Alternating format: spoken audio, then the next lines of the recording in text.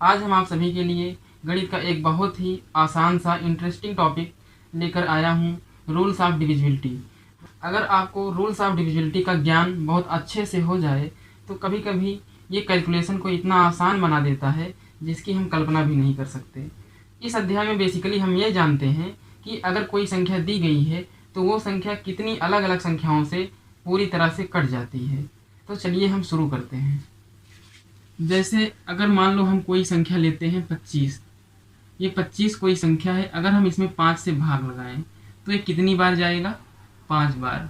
अगर हम कोई अलग संख्या लें, जैसे हम लेते हैं 36, इसमें अगर हम 9 से भाग लगाएं तो ये कितनी बार जाएगा?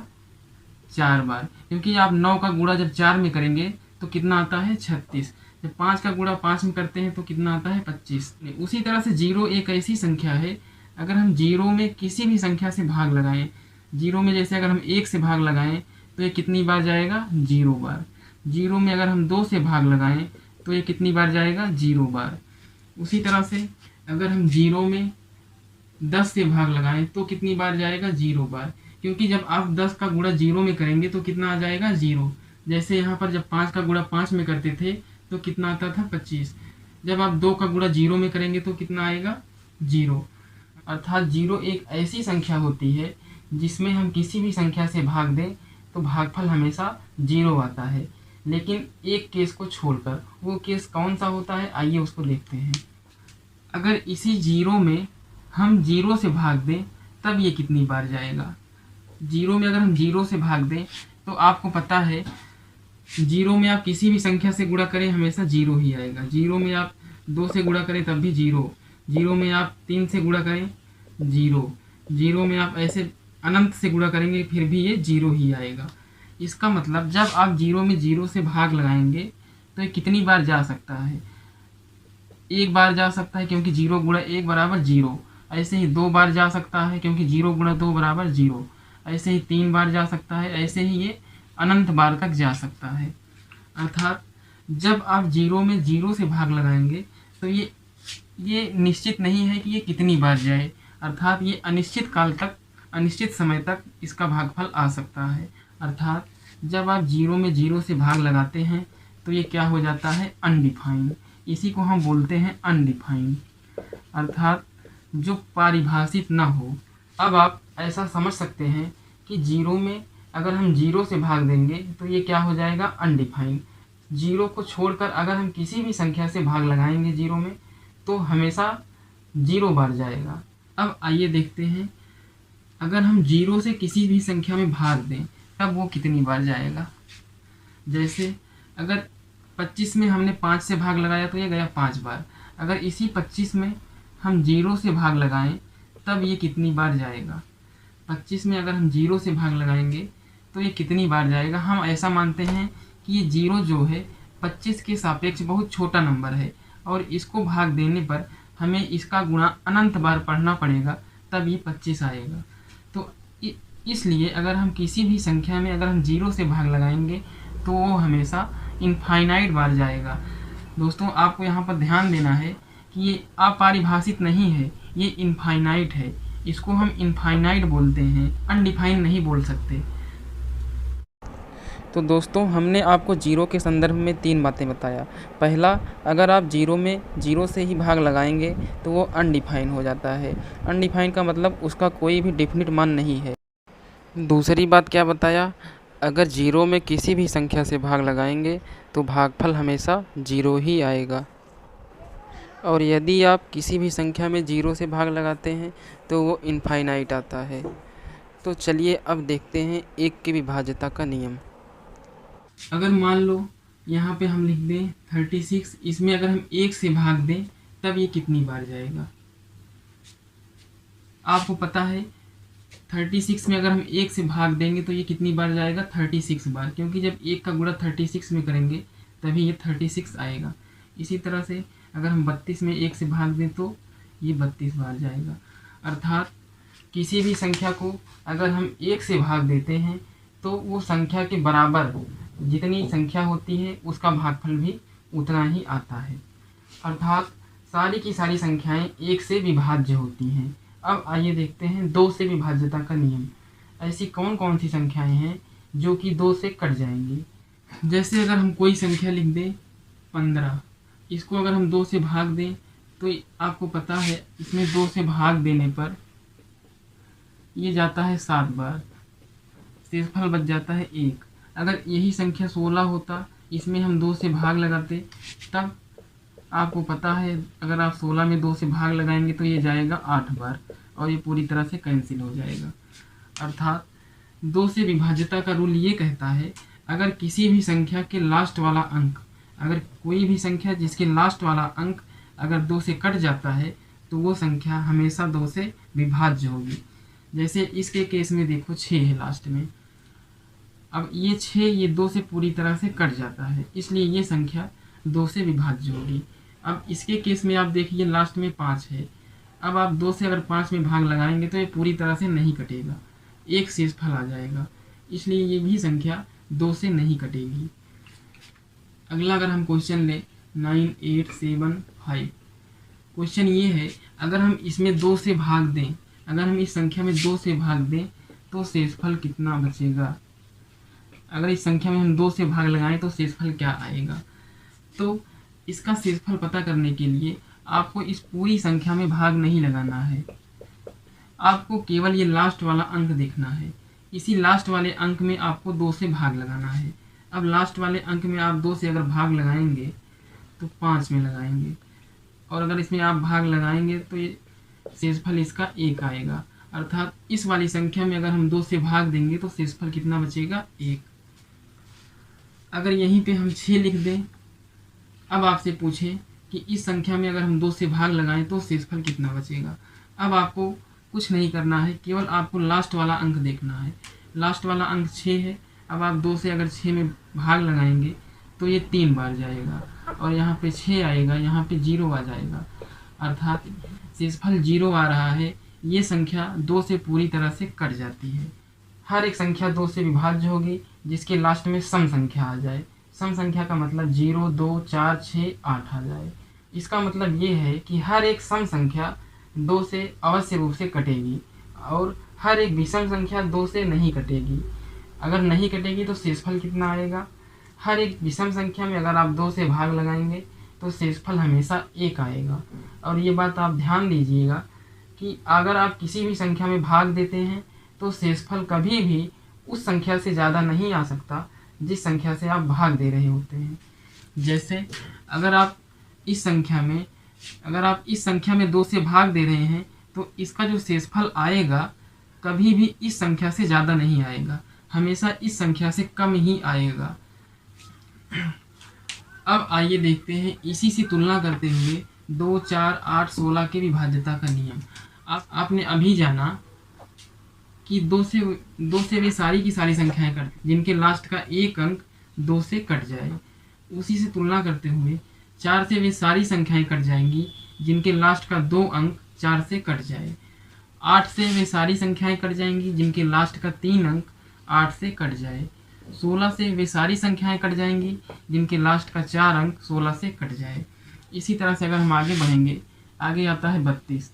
32 से वे सारी संख्याएं कट जाती हैं जिनके लास्ट का 5 अंक 32 से कट जाए, क्योंकि 2 को हम क्या लिखते हैं, 2 की पावर 1। 4 को क्या लिखते हैं, 2 की पावर 2।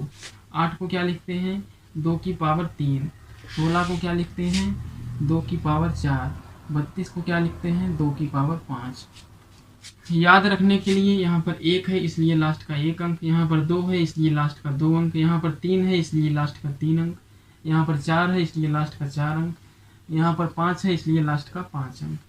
अब जैसे हम क्वेश्चन लेते हैं इस पर आधारित, जैसे हम दे दिए 624। क्वेश्चन ये है कि ये संख्या क्या 4 से कटती है कि नहीं कटती है। तो आपको इस पूरे संख्या में भाग नहीं लगाना है, केवल लास्ट का 2 अंक देखना है, क्योंकि 4 के विभाज्यता का नियम ये कहता है कि अगर संख्या लास्ट की 2 संख्याएं 4 से कट जाती हैं तो वो पूरी संख्या 4 से विभाज्य होगी। अगर 24 4 से कट जाता है तो ये संख्या पूरी की पूरी संख्या 4 से कट जाएगी।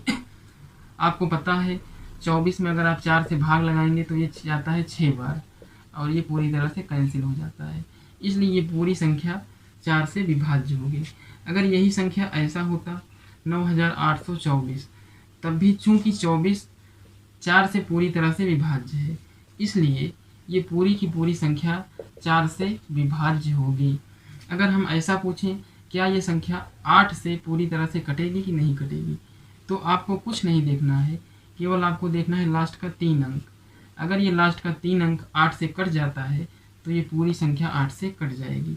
अब आप देख लीजिए 824 8 से कटेगा कि नहीं कटेगा। आपको पता है जब आप यहाँ पे आप देख रहे हैं 8 भी 8 का मल्टीपल है, 24 भी 8 का मल्टीपल है। जब आप इसमें भाग लगाएंगे तो ये जाएगा 103 बार और आ जाएगा 824, शेषफल आ जाएगा 0। इसलिए ये भी संख्या 8 से पूरी तरह से कट जाएगी। अगर ये पता करना है कि ये संख्या 16 से कटेगी कि नहीं कटेगी, जैसे अगर और बड़ी संख्या दे दी जाए। अब आपसे पूछा जाए ये संख्या क्या ये संख्या 2 से कटेगी, क्योंकि लास्ट में 4 है इसलिए ये संख्या 2 से कट जाएगी। अगर पूछा जाए क्या ये संख्या 4 से कटेगी, क्योंकि लास्ट में 24 है इसलिए ये संख्या 4 से कट जाएगी। क्या ये संख्या 8 से कट जाएगी, क्योंकि लास्ट का 3 अंक 8 से कट जाता है इसलिए ये संख्या 8 से पूरी तरह से कट जाएगी। अगर आपसे पूछा जाए क्या ये संख्या 16 से कट जाएगी, तो आपको ये देखना पड़ेगा कि ये लास्ट का 4 अंक 16 से कट रहा है कि नहीं कट रहा है।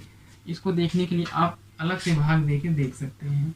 जब आप अलग से भाग देंगे तो ये कितनी बार जाएगा, यहाँ पे 6 बार जाएगा, यहाँ पे 96 आएगा और यहाँ पे 22 आएगा। यहाँ से 1 बार जाएगा, यहाँ पे 6 आएगा और लास्ट में 4 आएगा, फिर से 4 बार जाएगा, ये कैंसिल हो जाएगा। क्योंकि इधर लास्ट का 4 अंक 16 से कट जाता है इसलिए ये पूरी की पूरी संख्या 16 से विभाज्य होगी। लेकिन क्वेश्चन पूछने का तरीका कुछ और भी हो सकता है। चलिए देखते हैं क्वेश्चन कैसे बनते हैं। एक संख्या लेते हैं 826। क्वेश्चन ऐसा बनेगा, अगर हम इस संख्या में 4 से भाग लगाएं तो इसका शेषफल को अंग्रेजी में बोलते हैं रिमाइंडर, इसको हम आर से प्रदर्शित करेंगे। पूछता है इसका शेषफल कितना आएगा। तो इसके लिए आपको इस पूरी संख्या में 4 से भाग नहीं लगाना है, केवल लास्ट के 2 अंक में आपको 4 से भाग लगाना है। तो आप अगर 26 में 4 से भाग लगाएंगे तो आपको पता है 4 का गुणा जब आप 6 बार करते हैं तो ये 24 आता है, शेषफल 2 आता है। तो इससे ये स्पष्ट होता है कि अगर इस पूरी संख्या में अगर आप 4 से भाग देंगे तो तब भी शेषफल 2 ही आएगा। अगला क्वेश्चन है कि अगर आप इस संख्या में 4 से भाग लगाएंगे तो शेषफल क्या आएगा। आपको इसमें भी कुछ नहीं करना है, केवल लास्ट के 2 अंक देखना है ये 4 से कटते हैं कि नहीं कटते हैं। आपको पता है लास्ट का 2 अंक 27 है और आपको ये भी पता है कि जब आप 4 का टेबल 6 बार पढ़ते हैं तो 24 आता है, 4 6 का 24। ये 24 से ये संख्या कितनी ज़्यादा है, 3 ज़्यादा है, इसलिए इसका शेषफल कितना हो जाएगा, 3 हो जाएगा। अगर क्वेश्चन ऐसा पूछता कि अगर इसी संख्या में हम 8 से भाग दें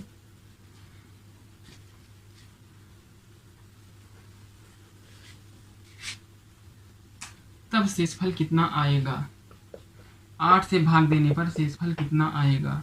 तो आपको पता है 8 का विभाज्यता का नियम क्या कहता है, क्योंकि 8 को लिखते हैं 2 की पावर 3, इसलिए हमें यहाँ पे देखना होता है 3 अंक।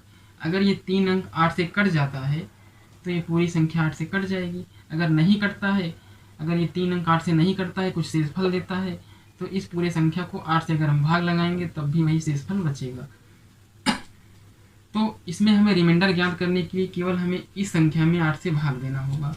अब इसको भाग देने के लिए आपको इतना लंबा भाग भी देने की ज़रूरत नहीं है। आपको पता है ये 827 है, 827 में इधर का 8 से तो कट ही जाएगा, अब बचा पीछे का 27। अब आपको ये भी पता है कि 8 का गुणा जब आप 3 बार करते हैं तो 24 आता है। अब ये 24 27 से कितना छोटा है, केवल 3 छोटा है, इसलिए इसका रिमाइंडर कितना हो जाएगा, 3। दोस्तों अगला रूल है 3 और 9 का। कौन कौन सी संख्याएं 3 से कटती हैं और कौन कौन सी संख्याएं 9 से कट जाती हैं। 3 और 9 का विभाज्यता का नियम एकदम बिल्कुल एक समान है। ये विभाज्यता का रूल ये कहता है कि अगर कोई संख्या जैसे लिखी गई है, जैसे मान लो हम लिखते हैं 729, अगर आपको पता करना है ये संख्या 3 से कटेगी कि नहीं कटेगी। तो आपको कुछ नहीं करना है, इनके अंकों का योगफल निकाल लेना है। आपको पता है 7 और 2 9, 9 और 9 18, अर्थात इनके अंकों का योगफल कितना आ गया 18। अब आपको ये देखना है कि इनके अंकों का योगफल 3 से कटता है या नहीं कटता है।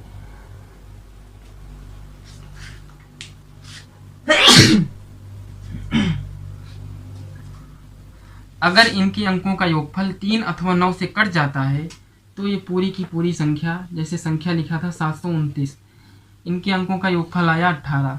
अब आपको ये बात पता है कि 18 3 से भी कटता है और 18 9 से भी कटता है, इसलिए ये संख्या 729 पूरी तरह से 3 से भी कट जाएगी और 9 से भी कट जाएगी। एक अगला एग्जाम्पल लेते हैं, जैसे लिखा है 1331। आपको पता करना है कि ये संख्या 3 अथवा 9 से कटती है कि नहीं कटती है। तो आपको सिंपल इनके अंकों का योगफल लेना है, जैसे 3 और 1 4, 4 3 7 और 7 और 1 8। इनके अंकों का योगफल आ रहा है 8। इस चूँकि 8 ना तो 3 से कटता है और ना ही 9 से कटता है, इसलिए ये संख्या ना तो 3 से कटेगी और ना ही 9 से कटेगी। चलिए हम अगला एग्जाम्पल लेते हैं। हमें ये पता करना है कि ये संख्या 3 अथवा 9 से कटती है या नहीं कटती है। तो आपको कुछ नहीं करना है, सिंपल इनके अंकों का योगफल लेना है। इनके अंकों को अगर आप जोड़ेंगे तो कितना आएगा 33। आपको ये बात पता है कि ये जो 33 लिखा गया है ये संख्या 3 से तो कट जाती है। 3 से अगर आप इसको काटते हैं तो ये 11 बार जाता है, लेकिन ये संख्या 9 से नहीं कटती है, इसलिए ये पूरी की पूरी संख्या 3 से तो कट जाएगी लेकिन 9 से नहीं कटेगी। अगर आपको ये बात ना पता हो कि ये 33 3 से कटता है कि नहीं कटता है, तो आप दोबारा इनके अंकों का योगफल जोड़ सकते हैं। दोबारा अगर इनके अंकों का योगफल जोड़ेंगे तो 3 और 3 6 आता है। अब ये देखिए 6 3 से तो कटती है लेकिन 9 से नहीं कटती, इसलिए ये संख्या 3 से तो कट जाएगी लेकिन 9 से नहीं कटेगी। दोस्तों 3 और 9 की विभाज्यता के नियम में एक बहुत अच्छा कॉन्सेप्ट है डिजिटल सम। चलिए हम देखते हैं डिजिटल सम क्या होता है।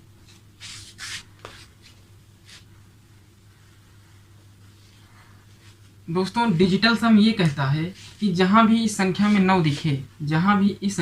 दिखे उसको हमें कैंसिल करना है। अगर हमें ये पता करना है संख्या 3 अथवा 9 से कटती है या नहीं कटती, तो जहाँ भी आपको 9 दिखे उसको हमें कैंसिल करना है। जैसे यहाँ हमें 9 दिखता है, इसको हमें कैंसिल करना है। 7 और 2 9 मिलता है, इसको भी हमें कैंसिल कर देना है। 6 और 3 9 है, इसको भी हमें कैंसिल कर देना है।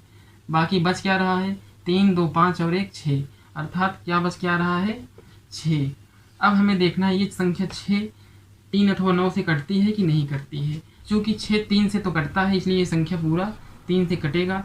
चूँकि 6 9 से नहीं कटता इसलिए पूरी संख्या 9 से नहीं कटेगी। चलिए अगला एग्जाम्पल लेते हैं। अब हमें पता करना है ये संख्या 3 अथवा 9 से कटेगी या नहीं कटेगी। तो हमें कुछ नहीं करना है, जहाँ भी आपको 9 दिखे उसको आप कैंसिल करिए। जैसे आप देख रहे हैं यहाँ पर 9 हो रहा है, 8 और 1 मिलके 9 होता है, 6 और 3 मिलके 9 होता है, 7 2 9 होता है, लास्ट में बचा क्या 1, लास्ट में केवल यही 1 बच रहा है। अब हमें ये देखना है कि ये संख्या 1 जो आ रहा है ये क्या 3 से कट जाता है। अगर आप 1 में 3 से भाग लगाएंगे तो शेषफल कितना आएगा 1। अगर आप 1 से 9 में भाग लगाएंगे तो शेषफल कितना आएगा 1। अर्थात इस संख्या में अगर आप 3 अथवा 9 से भाग देंगे तो ये संख्या पूरी तरह से नहीं कटेगी, लेकिन शेषफल कितना देगी। अगर आप 3 से भाग लगाएंगे तब भी शेषफल 1 आएगा, अगर आप 9 से भाग लगाएंगे तब भी शेषफल 1 ही आएगा। चलिए एक अगला एग्जाम्पल लेते हैं। हमें ये पता करना है ये संख्या 3 अथवा 9 से पूरी तरह से कटती है या नहीं कटती है। तो हमें कुछ नहीं करना है, जहाँ भी 9 दिखे उसको हटा दो। यहाँ 9 है, इसको हम हटा देंगे। 8 और 1 मिलके 9 होता है, इसको कैंसिल करेंगे। 5 और 4 मिलके 9 होता है, इसको हटाएंगे। आपको पता है 6 2 8 और 8 1 9, ये भी 9 हो गए, इसको हटाएंगे। बच क्या रहा है 0। 0 का मतलब ये होता है अगर आप इस संख्या में 9 से भाग लगाएंगे तो शेषफल 0। अगर आप इस संख्या में 3 से भाग लगाएंगे तो शेषफल 0। और शेषफल 0 का मतलब ही यही होता है कि ये संख्या पूरी की पूरी संख्या 3 अथवा 9 से कट जाएगी। चलिए एक अगला एग्जाम्पल लेते हैं। क्वेश्चन ये है, आपको ये पता करना है इस संख्या में अगर आप 3 से भाग लगाएंगे तो शेषफल कितना आएगा। पहला क्वेश्चन है, अगर आप 3 से भाग लगाएंगे तो शेषफल कितना आएगा। अगर आप दूसरा क्वेश्चन है, अगर आप इसमें 9 से भाग लगाएंगे तो शेषफल कितना आएगा।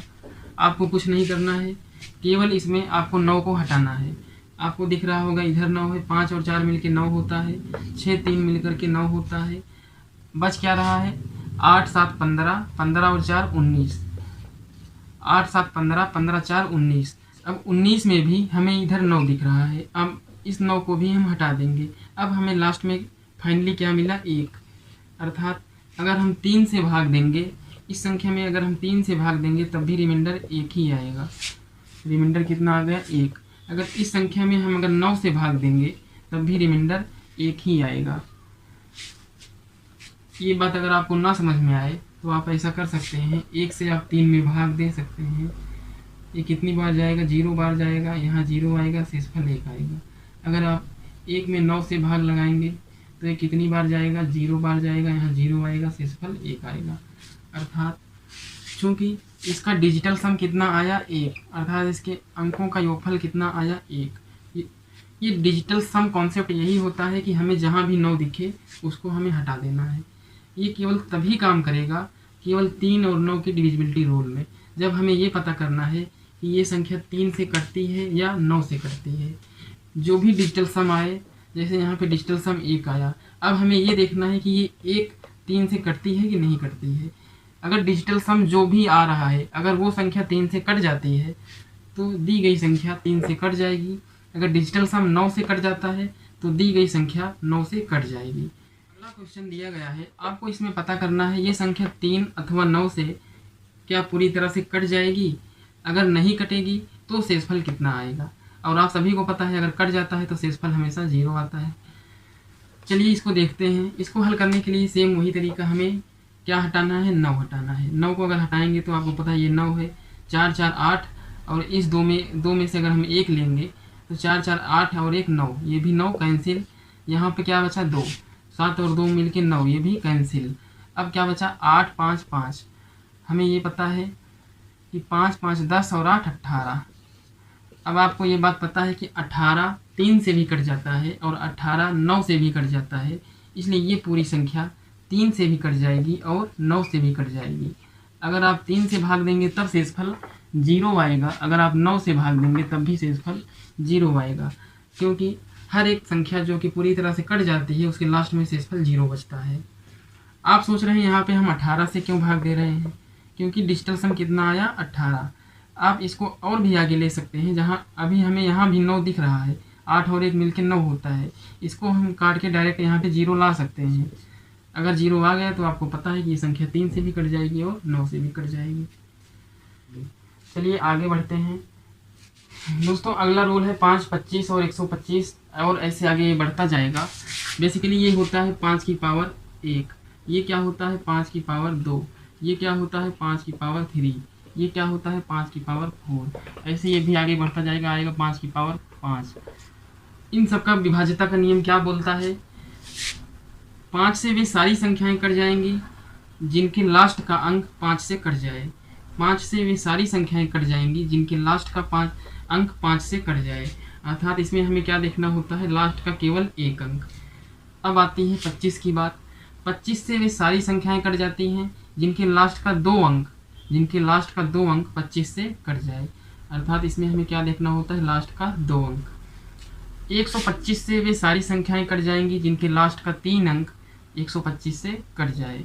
अर्थात इसमें हमें क्या देखना होता है, लास्ट का 3 अंक। उसी तरह से आगे हमें देखना पड़ेगा लास्ट का 4 अंक। अब बात ये आती है कि लास्ट में अर्थात अंत से ऐसी कौन सी संख्या है जो कि 5 से कट जाती है। जैसे अगर हम आपसे पूछें क्या अगर लास्ट में 1 आ जाए तो ये संख्या 5 से कटेगी, नहीं कटेगी। लास्ट में 2 आ जाए तब भी नहीं कटेगी, 3 आ जाए तब भी नहीं कटेगी। अगर लास्ट में 5 आता है तभी ये संख्या 5 से कट पाएगी। अर्थात हर एक वो संख्या 5 से कट जाएगी जिसके लास्ट में 5 हो अथवा 0 हो। हर एक संख्या 5 से कट जाएगी जिसके लास्ट में क्या हो, 5 हो या 0 हो। हर एक संख्या 25 से कट जाएगी जिसके अंत का 2 अंक 25 से कट जाए। जैसे हम लिख दें 525, अगर आपको ये पता करना है कि ये संख्या 25 से कट रही है या नहीं कट रही है, तो आपको कुछ नहीं देखना है, केवल लास्ट का 2 अंक देखना है। लास्ट का 2 अंक अगर 25 से कट जाएगा तो ये संख्या पूरी तरह से 25 से कट जाएगी। आपको पता है लास्ट में क्या है 25, क्योंकि 25 से कट जाता है, इसलिए पूरी संख्या 525 25 से कट जाएगी। अगर आपको ये पता करना है ये संख्या क्या 5 से कटेगी कि नहीं कटेगी, तो आपको लास्ट में केवल ये देखना है कि लास्ट का अंक 5 से कट रहा है या नहीं, क्योंकि लास्ट में क्या है 5, और 5 से कट जाता है। अगर लास्ट में 0 अथवा 5 है तो संख्या 5 से कट जाएगी, अर्थात ये संख्या 5 से भी कटेगी, 25 से भी कटेगी। आइए देखते हैं एग्जाम में इससे क्वेश्चंस कैसे बनते हैं।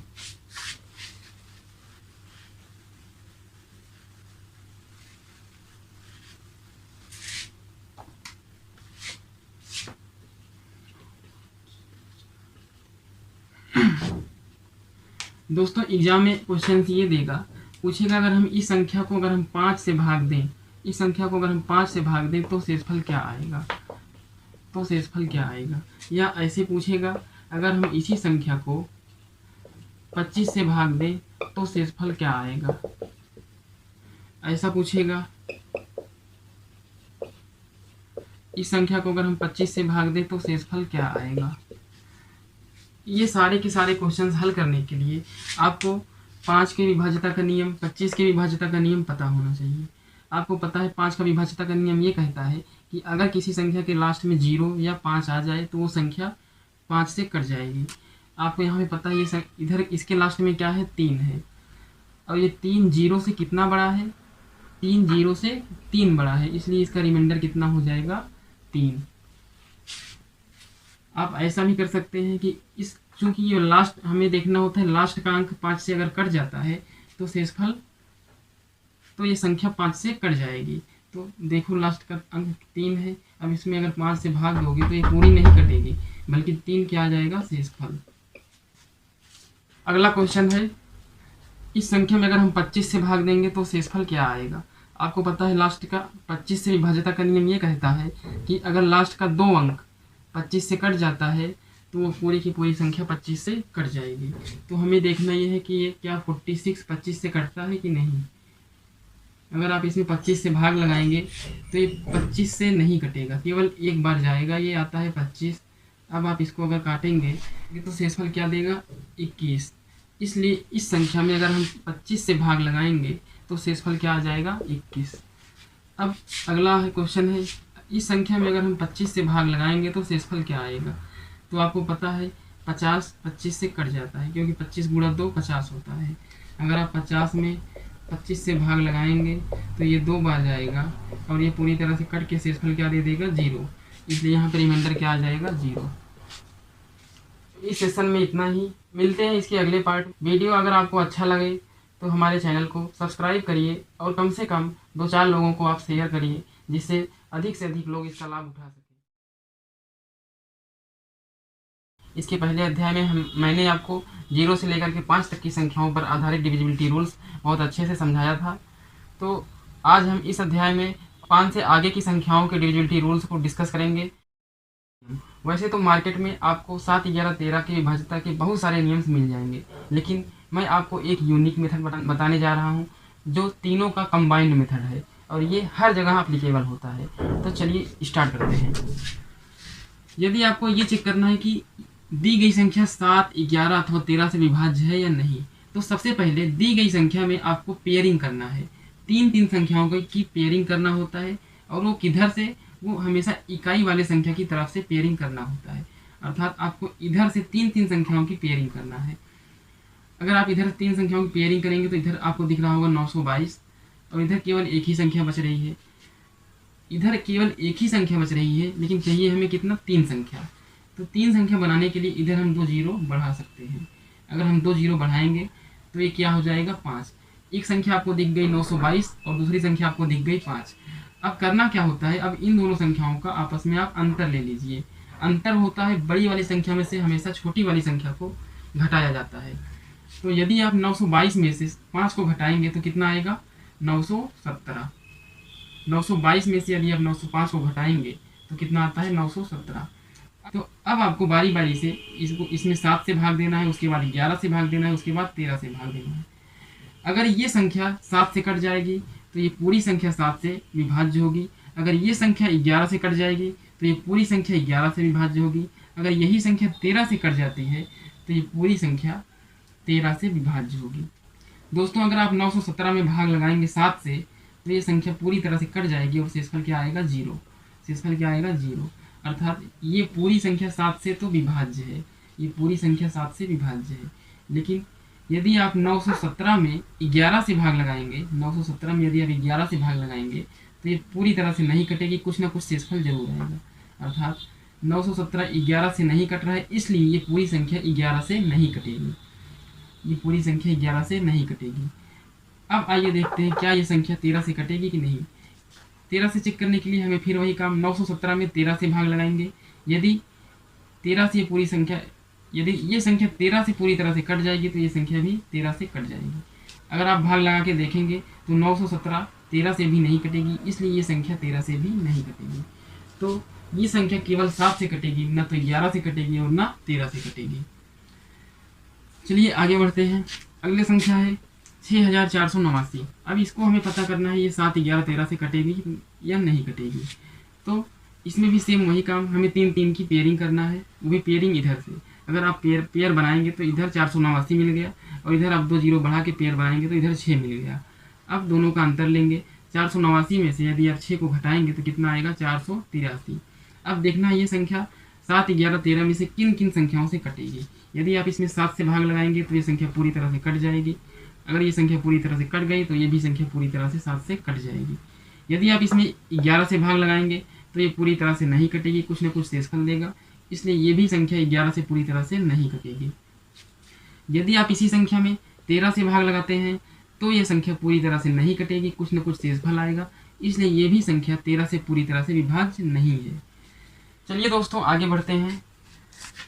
अगला एग्जाम्पल मेरा है 380274। अब इसमें भी मेरा वही काम, 3 3 की पेयरिंग बनाना है। पेयर इधर से बनाना है, तो इधर बनाएंगे तो 274 आएगा, उसके बाद 3 अंक 380। अब अंतर निकालेंगे, अंतर हमेशा बड़ी वाली संख्या में से छोटी वाली संख्या को घटाया जाता है।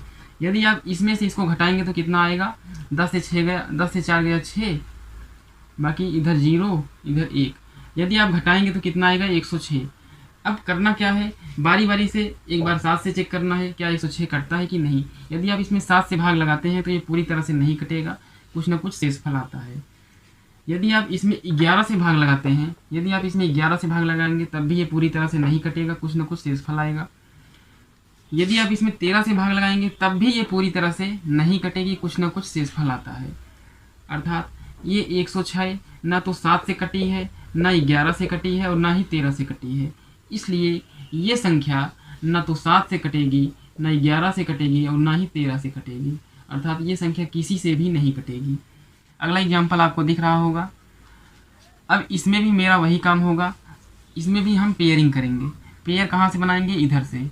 इधर से अगर पेयर बनाएंगे तो 647, दूसरा पेयर क्या बनेगा 891, तीसरा पेयर केवल 6। क्योंकि हमें 3 3 की पेयरिंग बनाना है, इसलिए इधर 2 जीरो बढ़ा देंगे तो 3 का पेयर कंप्लीट हो जाएगा। अभी तक आप क्या देख रहे थे, इधर भी 2 पेयर था, इधर भी 2 पेयर था, इधर भी 2 पेयर था, तो हम आसानी से अंतर निकाल लेते थे। अब यहाँ पे तो 3 पेयर बन गया है, यहाँ पे 3 पेयर बन गया है। अब अगर 3 पेयर बन जाए अथवा 2 से अधिक पेयर बन जाए तो हमें करना क्या होता है, इधर से हमें फिर से पेयरिंग बनाना होता है, लेकिन एक एक पेयर को छोड़कर। जैसे इस वाले पेयर को हम इसके साथ ले लेंगे, अगर यहाँ से चलेंगे तो बीच का एक पेयर छोड़ के हमेशा इस वाले पेयर पे आ जाएंगे। अर्थात सम स्थान पर स्थित पेयर्स को अलग काउंट करेंगे, विषम स्थान पर स्थित पेयर्स को अलग काउंट करेंगे। अब इन दोनों को हम जोड़ देंगे आपस में।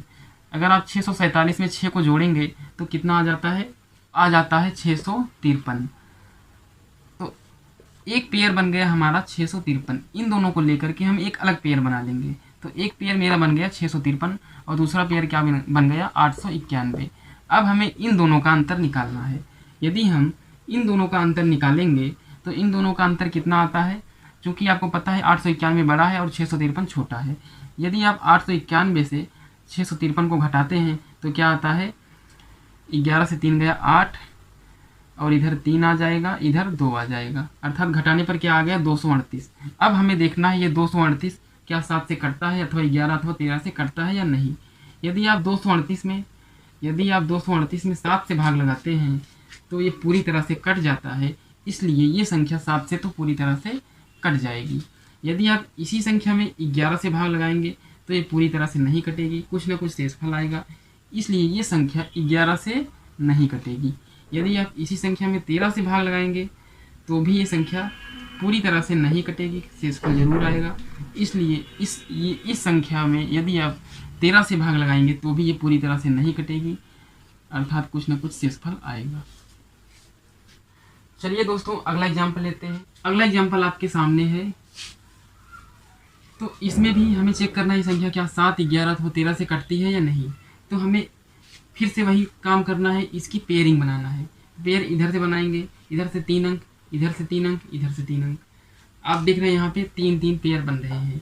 तो हमें करना क्या होगा, इन दोनों पेयर्स को अलग जोड़ लेंगे। अगर इन दोनों पेयर्स को हम जोड़ेंगे तो कितना आएगा, 222 में अगर 111 को जोड़ते हैं तो कितना आता है 333।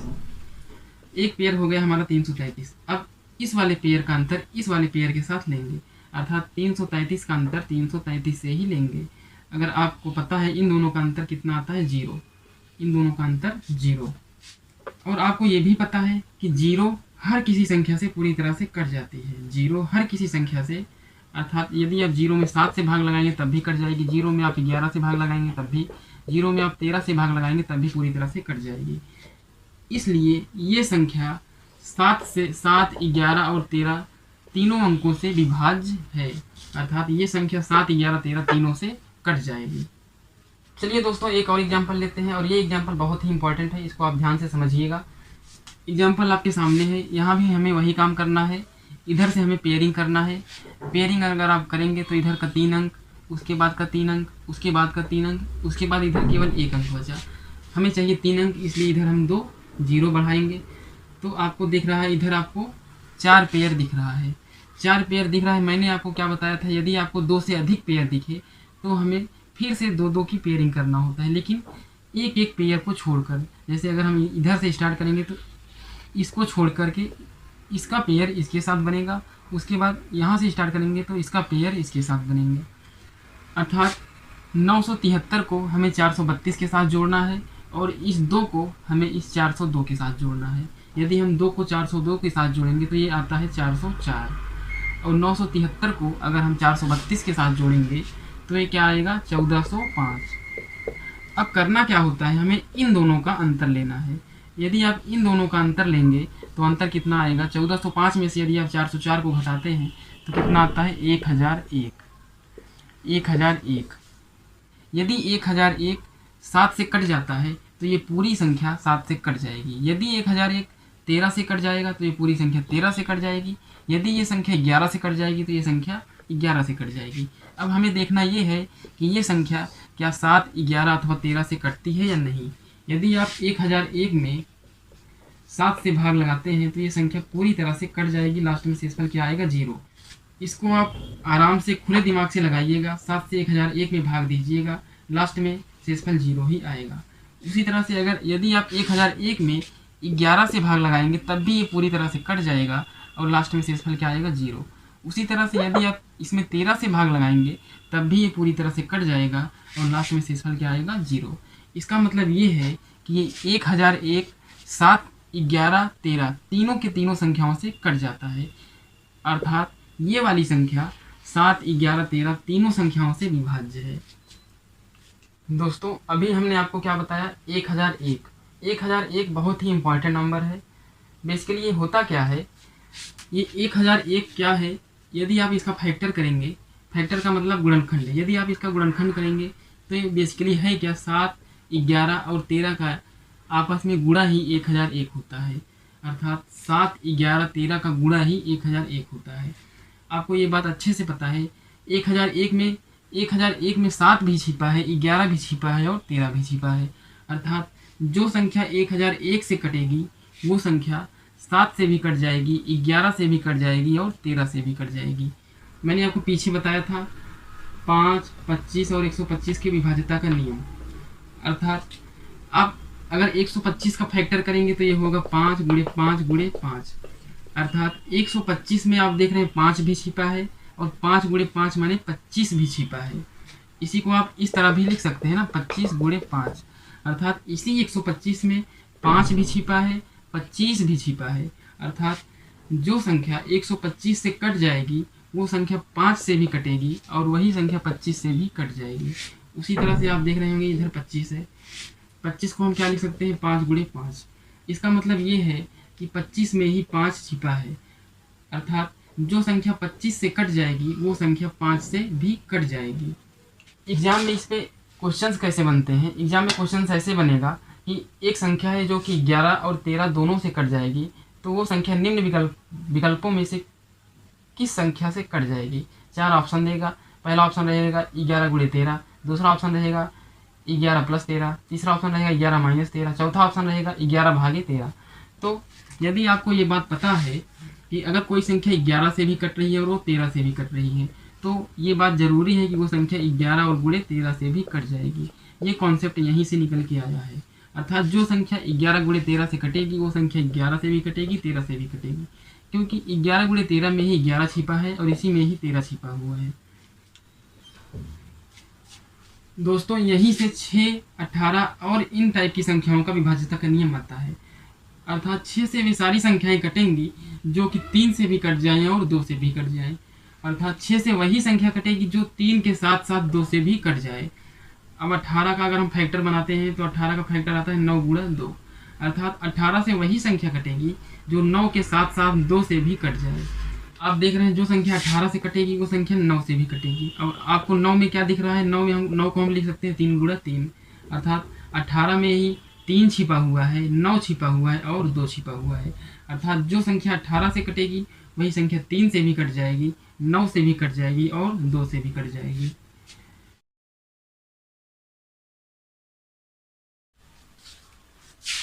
दोस्तों विभाज्यता के नियम में कुछ संख्याओं के स्पेसिफिक पैटर्न होते हैं।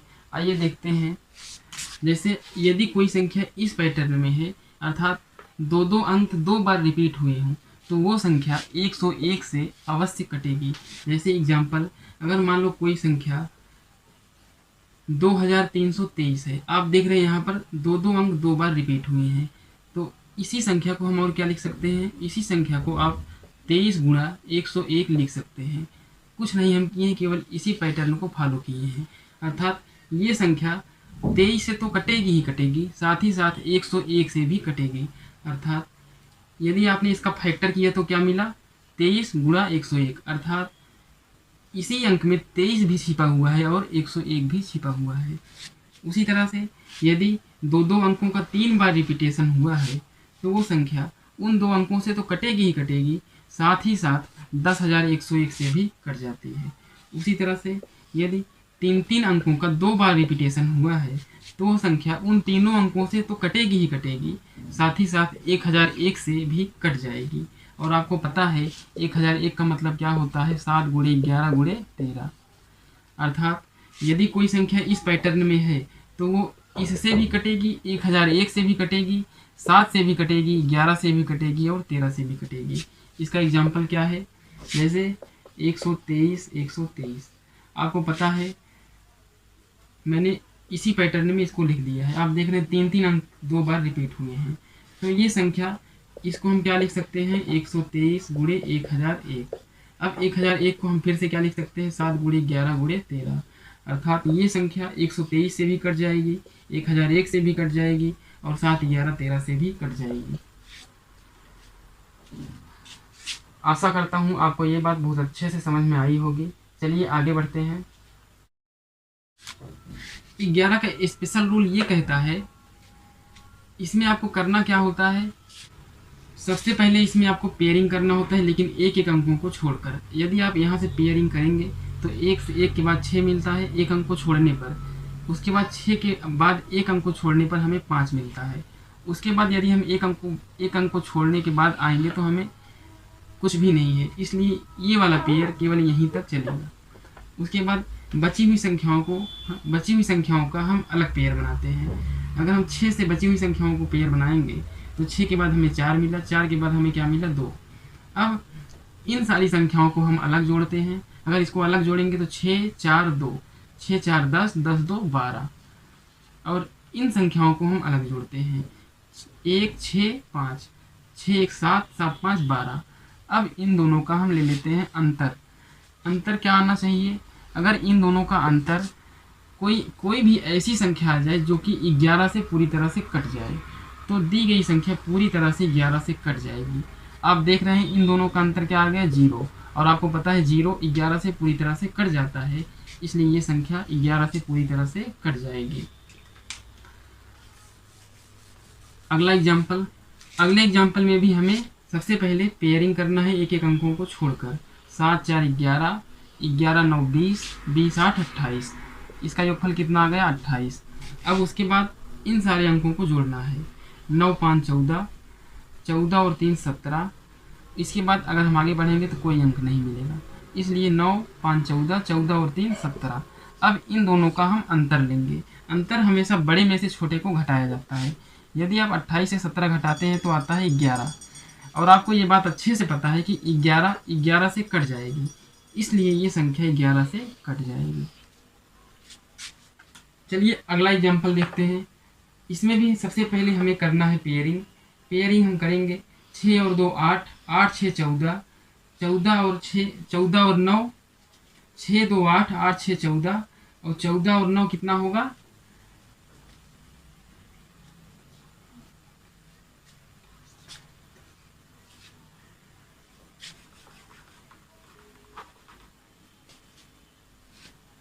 तो इसमें भी सबसे पहले हम करेंगे पेयरिंग अगर बनाएंगे तो 6 2 8, 8 6 14, 14 और 9 23, 23 और 6 29। उसके बाद बची हुई संख्याओं का अलग पेयरिंग बनाएंगे। 3 और 4 7, 7 और 0 7, उसके बाद फिर से 0 अर्थात 7। इसका ले लेते हैं अंतर। अब यदि आप 29 में से 7 को घटाते हैं तो इधर कितना आता है? 22। आपने देखा यदि आप 29 में से 7 को घटाते हैं तो कितना आता है? 22। और आपको ये बात अच्छे से पता है कि 22 11 से पूरी तरह से कट जाती है, इसलिए ये संख्या 11 से पूरी तरह से कट जाएगी। अगर मान लो ये घटाने के बाद कोई ऐसी संख्या आ जाए जो कि 11 से न कटे, घटाने के बाद कोई ऐसी संख्या आ जाए जो 11 से न कटे। मान लो घटाने के बाद 23 आ गया होता, 23 किस दशा में आता? यदि यहाँ पे मान लो 7 होता, यदि यहाँ पे 7 होता तो घटाने पे 23 आ जाता। अब आपको पता है 23 11 से नहीं कटेगा। अगर 11 से नहीं कटेगा तो कुछ ना कुछ शेषफल आएगा। यदि आप 23 में 11 से भाग लगाएंगे तो शेषफल कितना आएगा? 1। क्योंकि इधर शेषफल 1 आ रहा है, इसलिए यदि आप इस संख्या में 11 से भाग लगाएंगे तब भी शेषफल 1 ही आएगा। चलिए दोस्तों, अब पीछे की संख्याओं का एक सुपर फास्ट रिवीजन करते हैं, जिससे आपको हर एक कॉन्सेप्ट अच्छे से क्लियर हो जाए।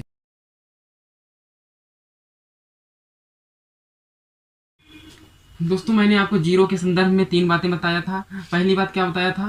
पहली बात मैंने बताया था अगर आप जीरो में किसी भी संख्या से भाग लगाते हैं तो भागफल हमेशा जीरो आता है, अर्थात जीरो में आप किसी भी संख्या से भाग लगाएंगे तो हमेशा जीरो आएगा। हमने दूसरी बात क्या बताया था? यदि आप किसी भी संख्या में जीरो से भाग लगाते हैं तो हमेशा अनंत हो जाता है। किसी भी संख्या में यदि आप जीरो से भाग लगाते हैं तो वो अनंत हो जाता है। और तीसरी बात हमने क्या बताया था? यदि आप जीरो में ही जीरो से भाग लगाते हैं तो वो अनडिफाइंड हो जाता है।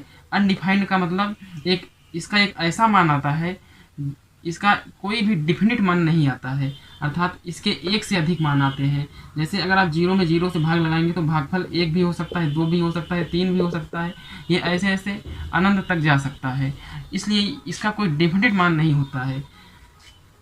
ये सारी चीज़ें कैसे होती हैं, क्यों होती हैं, इसको मैंने अपने पहले अध्याय में पहले पार्ट में बहुत अच्छे से डिस्कस किए हैं। आप मेरा पहला पार्ट अवश्य देखें। तो चलिए इससे आगे बढ़ते हैं।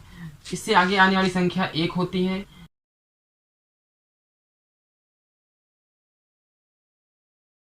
दोस्तों 1 के संदर्भ में हमने आपको 2 बातें बताया था। 1 हर किसी संख्या को पूर्णतः विभाजित कर सकता है, 1 हर किसी संख्या को पूर्णतः विभाजित कर सकता है, लेकिन हर कोई संख्या 1 को पूर्णतः विभाजित नहीं कर सकती। जैसे अगर आप किसी भी संख्या में, जैसे मान लो हमने लिख दिया 99, अगर आप इसमें 1 से भाग लगाते हैं तो ये 1 99 को पूर्णतः विभाजित कर देगी, अर्थात 1 हर एक संख्या को पूरी तरह से विभाजित कर देता है, लेकिन हर कोई संख्या 1 को पूरी तरह से विभाजित नहीं कर सकती। जैसे अगर आप इसी को रिवर्स करेंगे, अगर आप 1 में 99 से भाग लगाएंगे तो ये पॉइंट में कुछ आएगा, अर्थात ये पूरी तरह से विभाजित नहीं करेगी, शेषफल कभी भी 0 नहीं देगा।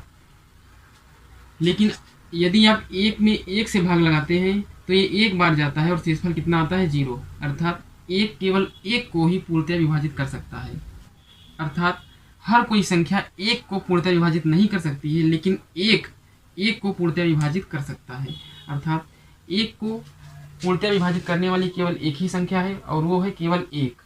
चलिए दोस्तों आगे बढ़ते हैं। आगे मैंने आपको क्या बताया था, 2, 4, 8 और ऐसी सारी संख्याओं का डिविजिबिलिटी रूल्स कैसे चलता है। आप देख रहे होंगे 2 को हम क्या लिख सकते हैं, 2 की पावर 1। 2 की पावर 1 केवल हमें देखना है 2 की घात की क्या है। यहाँ पर 2 की घात 1 है, इसलिए केवल हमें लास्ट का एक अंक देखना होता है। लास्ट का एक अंक अगर 2 से कट जाता है तो वो संख्या 2 से कट जाएगी। अगर लास्ट में 0 है, 2 है, 4 है, 6 है, 8 है, अर्थात अगर किसी भी संख्या के लास्ट में 0, 2, 4, 6, 8 इन सारी संख्याओं में से यदि कोई भी संख्या आ जाती है तो वो संख्या 2 से कट जाएगी। और आपको ये बात अच्छे से पता है, सारी की सारी सम संख्याएं 2 से कट जाती हैं। हर एक सम संख्या, जो भी सम संख्या होगी उसके लास्ट में इन्हीं सारे अंकों में से कोई ना कोई अंक होगा। क्या है, आगे है 4 का डिविजिबिलिटी रूल। 4 को हम लिख सकते हैं 2 की घात 2, 2 की पावर 2। चूंकि यहाँ पर 2 है इसलिए हम लास्ट का केवल 2 अंक देखेंगे। अगर दी गई संख्या में लास्ट का 2 अंक 4 से कट जाता है तो वो संख्या पूरी संख्या 4 से कट जाती है। 8 का डिविजिबिलिटी रूल। 8 को हम क्या लिख सकते हैं, 2 की पावर 3। ये 3 2 की पावर 3 है, इसलिए हम क्या देखेंगे कि लास्ट का केवल 3 अंक। अगर दी गई संख्या में लास्ट का केवल 3 अंक 8 से कट जाता है तो पूरी संख्या 8 से विभाज्य होगी। ऐसे इसको अगर हम आगे ले जाएंगे तो 16 को हम क्या लिख सकते हैं, 2 की पावर 4। क्योंकि यहाँ पर 4 है इसलिए इसमें क्या देखेंगे, लास्ट का 4 अंक। उसी तरह से अगर आगे बढ़ेंगे 32 को हम क्या लिख सकते हैं, 2 की पावर 5। इसमें क्या देखेंगे, लास्ट का 5 अंक। ये सीरीज ऐसे आगे बढ़ता जाएगा। दोस्तों अगला है 5, 25 और 125। ये भी सीरीज ऐसे आगे बढ़ता जाएगा। यहाँ पर आप देख रहे हैं 5 की पावर 1, 2, 3 और ऐसे आ जाएगा 5 की पावर 4। और 5 की पावर 4 क्या होता है, 625। क्योंकि यहाँ पर 1 है इसलिए हमें क्या देखना है, लास्ट का 1 अंक। 5 से वे सारी संख्याएं कट जाएंगी जिनके लास्ट में क्या आ जाए, 0 आ जाए अथवा 5 आ जाए। 25 से वे सारी संख्याएं कट जाएंगी जिनके लास्ट का 2 अंक 25 से कट जाए। 125 से वे सारी संख्याएं कट जाएंगी जिनके लास्ट का 3 अंक 125 से कट जाए। ये 3 कहाँ से आया, चूंकि 5 की पावर 3 125 होता है, इसलिए चूंकि यहाँ पर 3 है इसलिए लास्ट का 3 अंक। चूंकि यहाँ पर 2 है इसलिए लास्ट का 2 अंक। चूंकि यहाँ पर 1 है इसलिए लास्ट केवल लास्ट वाला अंक। इसी तरह से 625 से वे सारी संख्याएं कट जाएंगी जिनके लास्ट का 4 अंक 625 से कट जाए। अगर मान लो कोई ऐसी संख्या है जो 5 से नहीं कटती है, अगर किसी संख्या में, जैसे मैंने लिख दिया 36, अगर आप इसमें 5 से भाग लगाते हैं तो ये पूरी तरह से नहीं कटती है। अगर ये नहीं करती है तो शेषफल क्या देगी, आपको पता है 5 से डिविजिबिलिटी रूल क्या होता है, केवल हमें लास्ट वाला अंक देखना होता है। तो आपको पता है कि ये संख्या, इस संख्या में अगर हम 5 से भाग लगाते हैं तो ये पूरी तरह से नहीं कटेगी, कुछ ना कुछ शेषफल जरूर देगी। तो आपको इस पूरी संख्या में शेषफल पता करने के लिए आपको इस पूरी संख्या में भाग देने की ज़रूरत नहीं है, केवल लास्ट वाली संख्या में आप 5 से भाग लगाएं। अगर लास्ट वाली संख्या में आप 5 से भाग लगाएंगे तो एक बार जाएगा, शेषफल 1 आएगा। क्योंकि यहाँ पे शेषफल 1 आ रहा है इसलिए इस पूरी संख्या में अगर आप 5 से भाग लगाएंगे तो शेषफल 1 आएगा। सेम यही रूल यहाँ भी चलेगा। इसकी भी मैंने विस्तृत चर्चा पार्ट 1 में की है, आप वहाँ पे जाके विस्तृत जानकारी ले सकते हैं।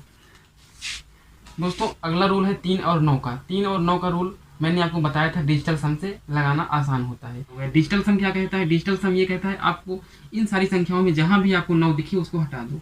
जैसे हमें यहाँ पर 9, 9, 9 दिख रहा है, इसको हम कैंसिल कर सकते हैं, बाकी बची संख्याओं को आप जोड़ सकते हैं। आप यहाँ पर 7 देख रहे हैं, यहाँ पर 5 देख रहे हैं, 7 और 5 क्या होता है 12। अब जो ये संख्या आ रही है 12, अब इस संख्या को हमें देखना है ये 3 से कटती है या नहीं कटती है। अगर ये संख्या 3 से कट रही होगी तो ये पूरी संख्या 3 से कट जाएगी। क्योंकि आपको पता है कि 12 3 से पूरी तरह से कट जाता है, इसलिए ये पूरी संख्या 3 से कट जाएगी। 12 9 से तो नहीं कटता है, इसलिए ये संख्या 9 से नहीं कटेगी। अगर 9 से नहीं कटेगी तो कुछ ना कुछ शेषफल जरूर देगी। तो शेषफल क्या देगी, शेषफल निकालने के लिए हमें इस पूरी संख्या में 9 से भाग देने की ज़रूरत नहीं है, केवल हमें इसी 12 में आप 9 से भाग दे दीजिए। अगर आप 9 से 12 में भाग देंगे तो आपको पता है एक बार जाएगा और शेषफल क्या देगा 3। अर्थात ये संख्या 3 से तो पूरी तरह से कट जाएगी, लेकिन यदि आप 9 से इसे काटना चाहेंगे तो पूरी तरह से नहीं कटेगी। 9 से काटेंगे तो शेषफल क्या देगा 3। उसी तरह से अगर हम इस संख्या को देखेंगे, इसमें भी आपको जहाँ भी 9 दिखे उसको हटा दो। जैसे हमें इधर 8 और 1 मिल के 9 दिखता है, 7 और 2 मिल के 9 दिखता है, 5 और 4 मिल के 9 दिखता है, बच क्या रहा है? केवल 0।